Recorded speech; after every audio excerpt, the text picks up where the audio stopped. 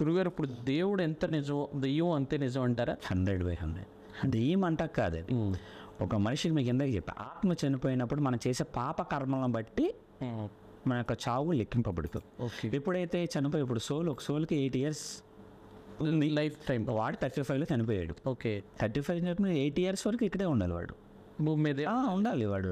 Definitely ఈ వాడు అనుభవించాలి అది. వాడికి రాసిన వాడు 1 year వరకు వాడి కుటుంబంతో సఖ్యత ఉంటుంది. తనతో 1 year తర్వాత ఆ అక్క ఉండదు, అమ్మ ఉండదు, నాన్న ఉండదు, చెల్లి ఉండదు, ఏమి ఉండదు. ఈ బంధాలు ఏం బంధాలు ఏమి ఉండవు. ఈ బంధాలు ఏమిలే. వాళ్ళు ఏ చెట్టునో పుట్టనో వాడు కర్మాన ప్రాబంధ ప్రకారం ఇక్కడ వాడు ఆయుష్ భగవంతుడు ఎంత రాశాడో అంతవరకు భూమి మీదే ఉండాల్సిందే. గురుగారు ఇప్పుడు మామూలుగా మనిషి సాధ్యమని చేస్తూ వాడు కాల పరిమితి ప్రకారం బతికున్నాడు. వాడికి ఇచ్చిన లైఫ్ టైం ఒక 60 ఏళ్ళు 80 ఏళ్ళు భగవంతుడు ఇచ్చిన లైఫ్ టైం. ఈ 60 ఏళ్ళ తర్వాత మళ్ళీ వాడి జన్మను తీసుకోవడానికి ఎన్ని సంవత్సరాలు పడుతుంది? ఈ జన్మ ఎమ్మటే సోలు వెంటనే ఎమ్మటే మానవ జన్మ ఉండదు. తర్వాత రీసైక్లింగ్. ఎప్పుడు జన్మరాహిత్యం ఇప్పుడు నాకు తెలిసి అందరూ అంటారు మానవ జన్మ చాలా గొప్ప జన్మ, దీని మించిన జన్మ ఏది లేదు అని అంటారు. కానీ మానవ జన్మ చాలా కష్టమైన జన్మ.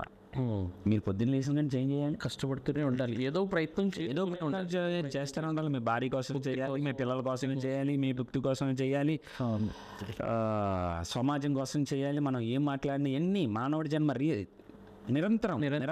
మరి అప్పుడు మానవ జన్మ చాలా సుఖమైన జన్మ అంటారా? కాదు కదా. అంటే దీంట్లోనే భగవంతుడిని ఎంచుకునే మార్గాన్ని బట్టి భగవంతుడిని తెలుసుకోవాలి. ఇప్పుడే మీకు ఎగ్జాంపుల్ చెప్పాను, భగవంతుడిని తెలుసుకోవాలి అందరూ పోరాటం చేస్తున్నారు, కానీ ఇప్పుడు భగవంతుడి కోసం పోరాటం చేయట్లా.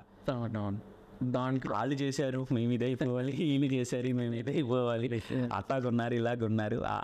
ఈ ధోరణి ఎక్కువైపోయింది. కొంతమంది అయితే సాధకులు గురువులు అయితే ఉన్నారు, నిశ్శబ్దంగా వాళ్ళ పని వాళ్ళు చేసుకుంటూ సమాజాన్ని మార్పు చేయాలి. అంటే ఇది సమాజం తప్ప, జనం తప్ప, గురువులు తప్ప, దేవుడు తప్ప కాదు, మనిషి యొక్క ఆలోచన తీరు